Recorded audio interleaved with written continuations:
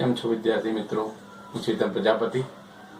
આજે આપણે ધોરણ 10માં જે ત્રિકોણ ચેપ્ટર ચાલી રહ્યું છે તેના અનુસંધાનમાં કેટલાક પ્રશ્નો જે સમરૂપતાને અનુલક્ષીને છે તે સમજવાના છે.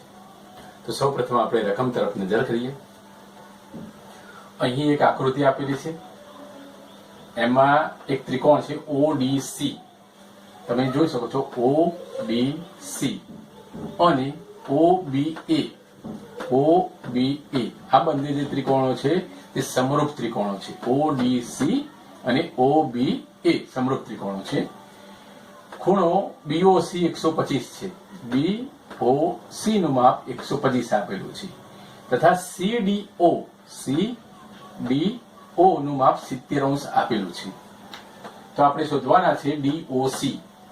અહીં એક ત્રિકોણ શોધવાનો છે DOC, એટલે આનું માપ શોધવાનું છે, આ ખૂણાનું માપ, તથા DCO નું માપ પણ શોધવાનું છે, તથા OAB એટલે OAB નું માપ પણ શોધવાનું છે. ટૂંકમાં ખૂણાઓ શોધવાના છે ત્રિકોણના. તો સૌ પ્રથમ તો આપણે અહીં જોઈ શકો છો તમે કે BOC નું માપ 125 છે. BOC નું માપ 125 આપેલું છે. હવે અહીં BOC અને DOC બંને ખૂણા જોઈ શકો છો. પાસેના જે ખૂણા છે તે રૈખિક જોડના ખૂણા છે મિત્રો. અને રૈખિક જોડના ખૂણાના માપનો સરવાળો 180 થાય છે. તો સૌ પ્રથમ આપણે એનું કોન્સન્ટ્રેશન કરીને DOC ખૂણો શોધીશું. આ પાસેનો ખૂણો જે દેખાય છે તે. તો હું લખું છું અહીં ખૂણો BOC પ્લસ ખૂણો DOC બરાબર 180°. કેમ 180°? તો આ પાસેના ખૂણા છે તે રૈખિક જોડના ખૂણા બને છે માટે. ચાલો, BOC નું માપ કેટલું આપેલું છે? 125. BOC નું માપ આપણે જાણતા નથી, જે શોધવાનું છે BOC માપ શોધવાનું છે. બરાબર 180 માટે ખૂણો DOC નું માપ આપણને મળશે 180 માઇનસ 125 માટે ખૂણો DOC મળી છે 180 માંથી 25 જાય એટલે 55. તો અહીં DOC નું માપ આપણને મળી ગયું 55. એટલે આ જે ખૂણો મળે છે તે આપણને મળે છે 55, એટલે 55 માપ મળી ગયું. હવે બીજો અહીં જે ખૂણો શોધવાનો છે DCO પણ શોધવાનો છે, જે અહીંયા આપેલો છે DCO, એટલે આ ખૂણો પણ શોધવાનો છે. તો ત્રિકોણના 3 ખૂણાનો સરવાળો 180 થાય છે. તમે જાણો છો એ થિયરીનો ઉપયોગ કરી પણ શોધી શક્યા. 70 છે, આ 55 છે, તો 180 માંથી 70 વત્તા 55 આપણે બાદ કરીશું. DCO મળી શકે. મળી અહીં હું લખી દઉં છું ખૂણો DCO બરાબર, તો 180 માંથી બાદ થઈ શકે બાકીના ખૂણા. આ બંને ખૂણા આપણે બાદ કરીશું, જેને કહેવાય CDO. ખૂણો CDO વત્તા ખૂણો DOC બંને બાદ કરીશું. તો 180 માંથી આ બંને સરવાળો બાદ કરીશું. આનું માપ છે 70, આનું માપ છે 55. માટે 180 માંથી 70 વત્તા 55 એટલે 125. 125 આપણે બાદ કરીશું 180 માંથી, એટલે માટે એ ખૂણોનું માપ પણ મળશે 55. એટલે DCO જે આપણે શોધવાનો હતો DCO, તેનું માપ પણ આપણને કેટલું મળે છે મિત્રો? 55° મળે છે. એ પણ મળી ગયો. હવે આપણે બીજો એક ખૂણો શોધવાનો છે OAB. તો સમરૂપતાનો સિદ્ધાંતનો આપણે ઉપયોગ કરી શકીએ. એટલે સમરૂપ કયા ત્રિકોણો આપેલા છે તમે રકમમાં જોઈ શકો છો. ODC સમરૂપ OBA. અહીં હું લખું છું ત્રિકોણ ODC સમરૂપ ત્રિકોણ OBA જે આપેલા છે. આ બંને ત્રિકોણ સમરૂપ છે માટે અનુરૂપ ખૂણાઓ એકરૂપ હોઈ શકે. તો અહીં કયા અનુરૂપ ખૂણાઓ થવાના છે જે આપણે આ ખૂણો શોધવાનો છે? જો આ ખૂણો અને આ ખૂણો એકરૂપ થશે. DCO જે કહી શકાય અને BAO. DCO બરાબર DCO બરાબર BAO અથવા OAB પણ બોલી શકાય.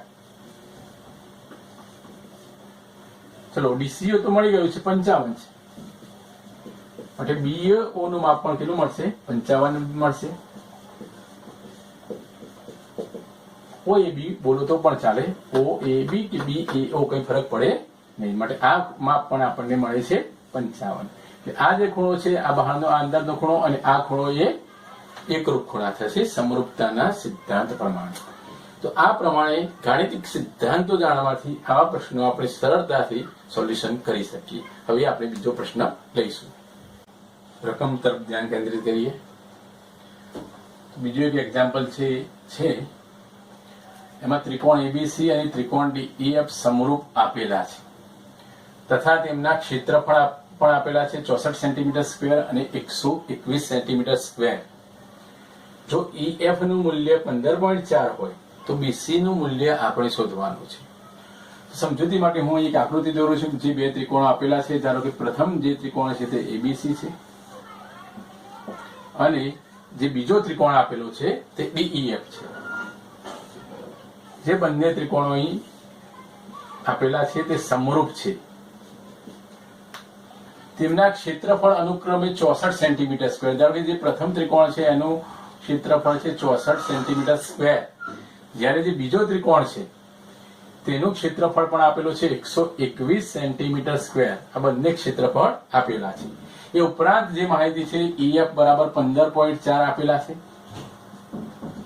તો આપણે બીસી નું મૂલ્ય શોધવાનું છે.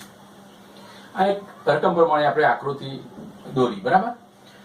તો મિત્રો આ જે પ્રશ્ન છે એમાં સમરૂપતાનો જે પ્રમેય જે આપણે ભણેલા છે કે જેવું બે ત્રિકોણ સમરૂપ હોય તો તેમની જે બાજુઓ છે એના ગુણોત્તર નો વર્ગ જેટલું એનું ક્ષેત્રફળ થાય છે. ક્ષેત્રફળનો ટૂંકમાં ગુણોત્તર, ક્ષેત્રફળનો ગુણોત્તર એ તેની જે બાજુઓ છે એના ગુણોત્તરના વર્ગ જેટલો થાય છે. તો એ સિદ્ધાંતનો અહીંયા આપણે ઉપયોગ કરી શકીએ. ધારો કે એબીસી નું ક્ષેત્રફળ, એને આપણે ટૂંકમાં એબીસી લખીશું. ડીઈએફ નું ક્ષેત્રફળ, જેને આપણે ડીઈએફ કહી શકીએ, એના બરાબર શું થશે? અનુરૂપ જે બાજુઓ છે એનો ગુણોત્તર. તો અહીં બીસી ને અનુરૂપ કોણ છે? ઈએફ. કારણ કે આ બંને ત્રિકોણ જે આપેલા છે તે સમરૂપ છે. એટલે બીસી ને અનુરૂપ ઈએફ થાય. બીસી ને અનુરૂપ ઈએફ થશે. માટે બીસી છેદમાં ઈએફ કૌંસ ઉપર સ્ક્વેર લખવો જરૂરી છે. કારણ કે ઘણા વિદ્યાર્થીઓ ભૂલ કરે છે, કૌંસ ઉપર સ્ક્વેર લખતા નથી એટલે જવાબ આવતો નથી. એબીસી નું ક્ષેત્રફળ કેટલું છે? 64. ડીએફ નું ક્ષેત્રફળ 121 છે. બીસી ની વેલ્યુ અહીં આપેલી છે તો ના શોધવાની છે. ઈએફ ની વેલ્યુ આપેલી છે 15.4 હોલ સ્ક્વેર. આ બાજુ વર્ગ છે, અહીં વર્ગ નથી. ધારો કે વર્ગ દૂર કરવો હોય કૌંસ ઉપરનો તો બંને બાજુ વર્ગમૂળ લેવું પડે, સમાન ક્રિયા કરવી પડે બંને બાજુ. તો આપણે બંને બાજુ વર્ગમૂળ લઈશું. 64 નું વર્ગમૂળ આવશે 8, 121 નું વર્ગમૂળ આવશે 11. 11 નો વર્ગ 121 જાણો છો તમે. અહીં બીસી છેદમાં 15.4 આ પ્રમાણે મળી શકે. હવે આપણે ક્રોસ મલ્ટીપ્લિકેશન કરીને બીસી ની વેલ્યુ શોધી શકીએ. બીસી ગુણ્યા 11 એના બરાબર આવશે 8 ગુણ્યા 15.4 ક્રોસ મલ્ટીપ્લિકેશન. ચાલો એના પરથી આપણે બીસી ની વેલ્યુ પણ શોધી શકીએ. બીસી બરાબર શું થશે? 8 ગુણ્યા 15.4 છેદમાં 11. ચલો 15.4 ને 11 વડે ભાગ ચાલશે. 11 એકા 11, 4 વધ્યા, 11 ચોક 44 એટલે 1.4 આવે. 1.4 ગુણ્યા 8 કરવાને 14 ગુણ્યા 8 એટલે 112 થાય. એક દશાંશ સ્થળ આપણે કાપવું પડશે. એટલે બીસી ની વેલ્યુ મળી 11.2 જે આપણે શોધવાની હતી. તો આ પ્રમાણે આપણે મૂલ્ય શોધી શકીએ. મિત્રો હવે આપણે ત્રીજા પ્રશ્ન તરફ નજર કરીએ. પ્રશ્ન નંબર 3 જે ધોરણ 10 નો જ છે. એક વિમાની મથકેથી ઉત્તર દિશામાં 1000 કિલોમીટર પ્રતિ કલાકની ઝડપથી ઉડે છે. એક વિમાન છે, એક વિમાની મથકેથી ઉત્તર દિશામાં 1000 કિલોમીટર પ્રતિ કલાક એટલે 1 કલાકમાં તેની સ્પીડ આપેલી છે 1000 કિલોમીટર એ ઝડપથી ઉડે છે. તે જ સમયે બીજું એક વિમાન તે જ વિમાની મથકેથી પશ્ચિમ દિશામાં 1200 કિલોમીટર પ્રતિ કલાકની ઝડપથી ઉડે છે. તો 1.5 કલાક પછી 1.1 કલાક પછી આ વિમાનો એકબીજાથી કેટલા કિલોમીટર દૂર હશે? રકમ અટપટી લાગે છે પણ પ્રશ્ન સરળ છે મિત્રો. અહીં આપણે પાયથાગોરસના પ્રમેયનો પણ ઉપયોગ થશે. સૌપ્રથમ આપણે રકમ અનુસાર આકૃતિ દોરીએ. અહીં જે દિશાઓની વાત કરી છે તે અનુરૂપ આપણે સૌપ્રથમ સમજવા પ્રયત્ન કરીએ. ધારો કે અહીં ઉત્તર દિશા છે, આ દક્ષિણ, પૂર્વ અને પશ્ચિમ. હવે રકમમાં સૌ પ્રથમ વાક્ય શું છે? એક વિમાની મથકેથી ઉત્તર દિશામાં. ધારો કે આ પોઈન્ટ એનું વિમાની મથક છે, જે દોરેલું છે તે વિમાની મથક છે. એ પોઈન્ટ એ વિમાની મથક છે મારો. તે વિમાની મથકેથી ઉત્તર દિશામાં તેની સ્પીડ આપેલી છે 1000 કિલોમીટર પ્રતિ કલાક. તો અહીંથી અહીં 1 કલાકમાં 1000 કિલોમીટર જાય છે. માની લો આ કિલોમીટર પ્રતિ કલાકની સ્પીડ છે, ઉત્તર દિશામાં જાય છે. તે જ પ્રમાણે તે જ વિમાની મથકેથી પશ્ચિમ દિશામાં 1200 કિલોમીટર પ્રતિ કલાકની ઝડપથી ઉડે છે. 1200 કિલોમીટર પ્રતિ કલાકની ઝડપથી આ તરફ એથી જાય છે. 1200 કિલોમીટર પ્રતિ કલાકની સ્પીડ છે માની લો. તો રકમમાં કહે છે કે 1.5 કલાક પછી તે વિમાનો એકબીજાથી કેટલા દૂર હશે. એકબીજાથી તે કેટલા દૂર હશે. તો આકૃતિ ઉપરથી તમે સમજી શકો છો મિત્રો કે અહીં જે દિશાઓ આપેલી છે, ફરીથી હું રિપીટ કરું છું, ધ્યાન રાખજો. આ વિમાની મથક છે. ધારો કે આ પોઈન્ટ આપણે લઈએ છીએ, આ ઉત્તર દિશા છે. આ જે દિશા હું બતાવું છું તે દિશા પશ્ચિમ છે માની લો. અહીંથી અહીં સ્પીડ આપેલી છે સૌ પ્રથમ 1000 કિલોમીટર પ્રતિ કલાક. આનો અર્થ 1 કલાકમાં 1000 કિલોમીટર વિમાન દૂર જઈ શકે. અહીં જે સમય આપેલો છે તે 1.5 કલાકનો સમય છે. દોઢો સમય થાય. 1000 ના 1.5 ગણા કેટલા થાય? 1500 કિલોમીટર. માટે 1500 કિલોમીટર દૂર જશે ઉત્તર દિશામાં. તે જ પ્રમાણે તે પશ્ચિમ દિશામાં તેની સ્પીડ આપેલી છે 1200 કિલોમીટર પ્રતિ કલાક. 1 કલાકમાં 1200 કિલોમીટર દૂર જાય છે. માટે 1.5 કલાકમાં તે 1800 કિલોમીટર દૂર થાય. આપણે પદ મૂકવું પડે તમારે, બરાબર. 1 કલાકમાં 1200 તો 1.5 કલાકમાં કેટલા? એટલે 1800 કિલોમીટર તે દૂર જાય છે. એટલે 1800 કિલોમીટર દૂર ગયું. તો પ્રશ્ન છે, બંને વિમાનો 1.5 કલાક પછી તેમની વચ્ચેનું અંતર કેટલું હશે, કેટલા દૂર હશે? તો અહીં આપણે આ આકૃતિ પ્રમાણે આ કર્ણ થાય. તો અહીં આપણને પાયથાગોરસના સિદ્ધાંતનો ઉપયોગ કરવો પડે. ધારો કે આ પોઈન્ટને A કહીએ છીએ, આને આપણે B કહીએ છીએ, આ પોઈન્ટને આપણે C કહીએ છીએ. તો આપણે BC શોધવાનું છે. તો BC સ્ક્વેર બરાબર શું થશે? AB square plus AC square. ABC બરાબર. BC સ્ક્વેર એટલે કર્ણ બને છે. એની વેલ્યુ કોની થાય? AB square plus AC square.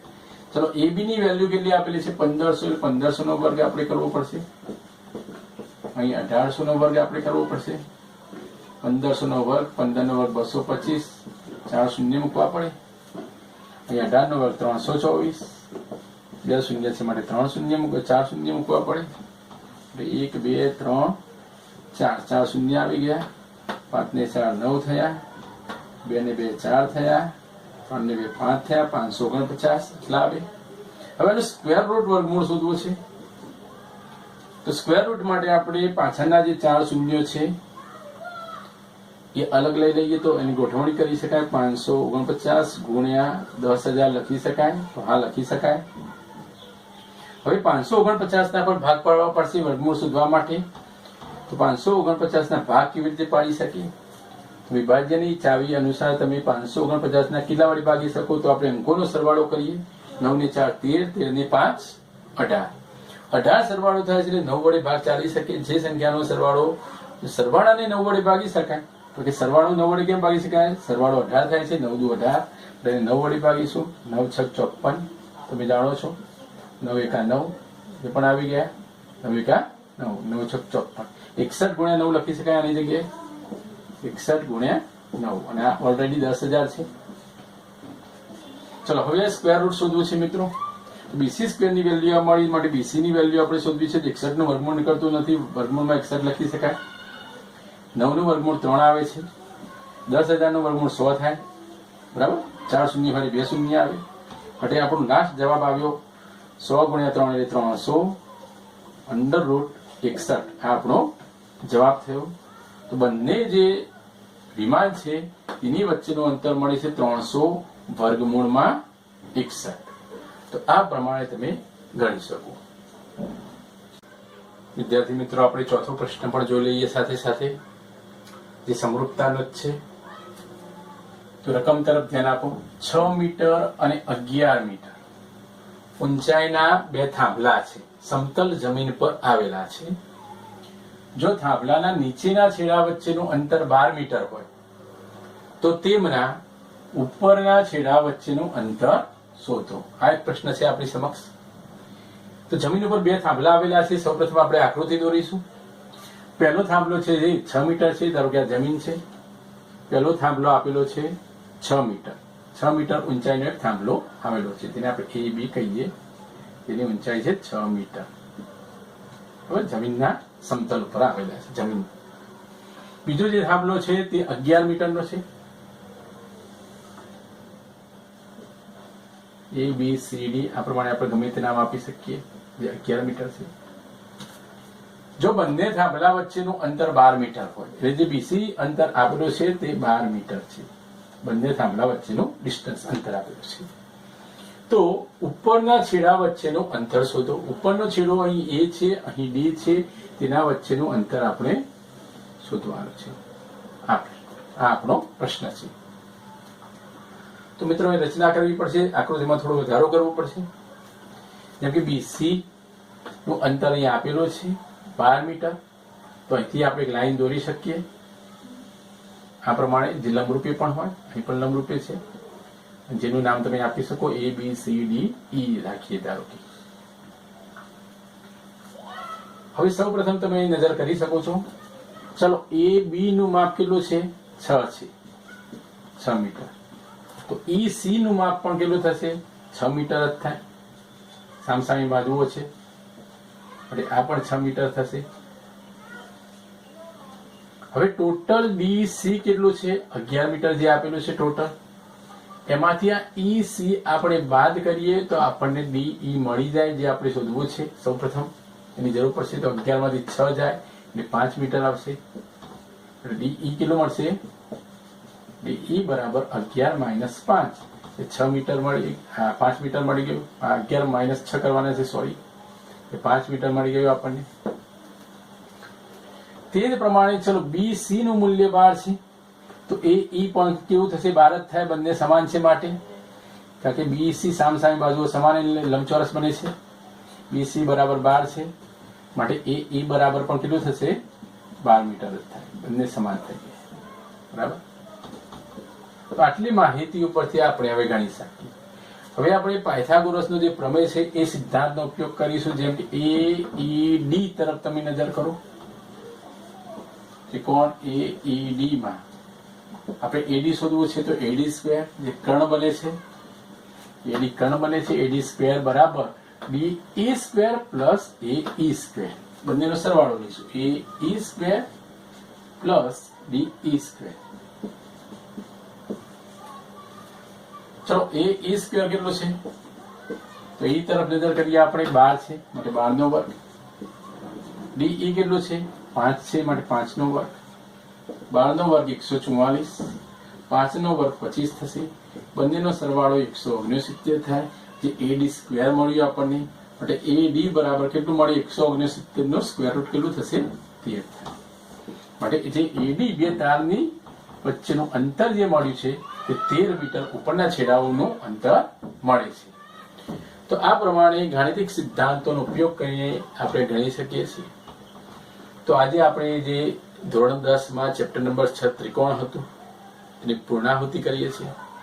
મોટાભાગના મહત્વના જે પ્રશ્નો છે તથા પ્રમેયો, તમામ પ્રમેયના વિડીયો આપણે મૂકેલા છે, જે તમે જોઈ શકો છો અને આ ચેપ્ટરમાં પૂરેપૂરા માર્ક્સ મેળવી શકો છો. તો આજે આટલે સુધી આપણે જોઈએ છીએ.